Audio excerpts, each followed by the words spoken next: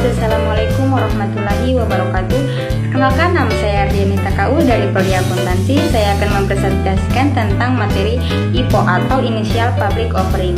Selamat menonton. Baik, yang pertama yaitu pengertian IPO. IPO atau Initial Public Offering adalah istilah yang berasal dari bahasa Inggris yang artinya penawaran saham sederhana.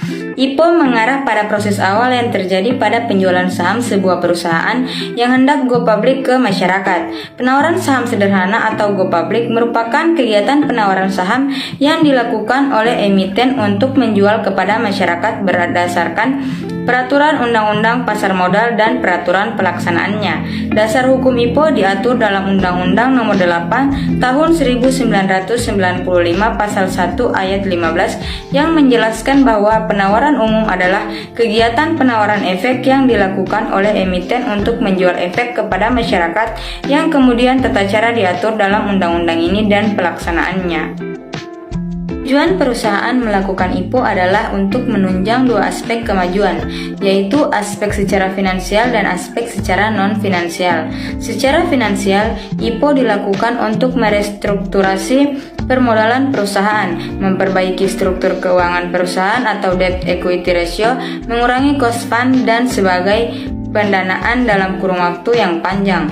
Pihak-pihak yang berhubungan dengan kegiatan IPO adalah perusahaan sekuritas dan biro administrasi efek sebagai lembaga penunjang, kemudian akuntan publik notaris, penasihat hukum, dan penilai sebagai profesi penunjang IPO.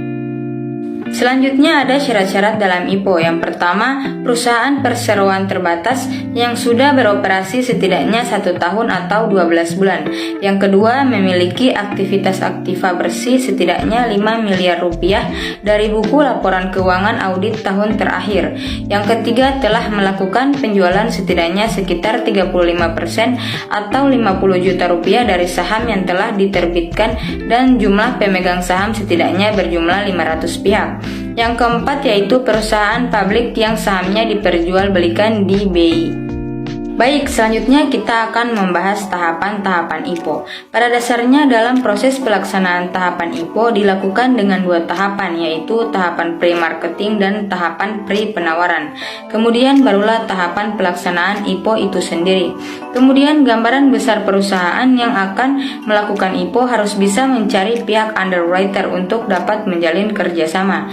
Pihak underwriter yang kemudian akan membuat sebuah proposal valuasi serta memilih sekuritas yang paling tepat untuk digunakan. Masa persiapan. Manajemen dewa, komisaris, dan direksi perusahaan memutuskan perencanaan dana go public untuk menambah modal perusahaan. Kemudian dilakukan rapat umum pemegang saham secara go public dilakukan. Masa penawaran. Dalam masa penawaran, beberapa keuntungan dapat dilakukan seperti melakukan penawaran di pasar sekunder, meningkatkan likuiditas kepentingan pemegang saham utama dan saham minoritas, meningkatkan prestis dan publisitas perusahaan, dan yang terakhir, perusahaan dapat mengadopsi karyawan kunci dengan melakukan penawaran option. Selanjutnya, masa pencatatan.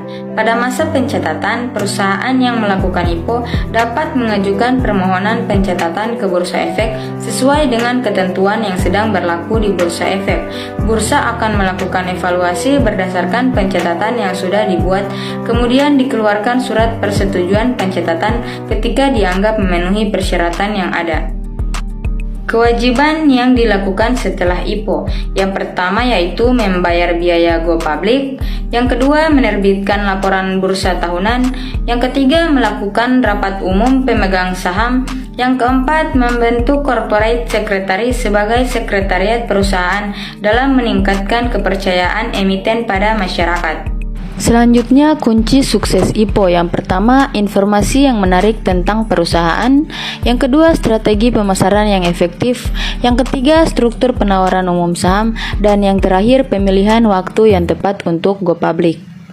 Baik, itulah pemaparan dari saya. Semoga bermanfaat. Thank you for watching guys. Bye-bye.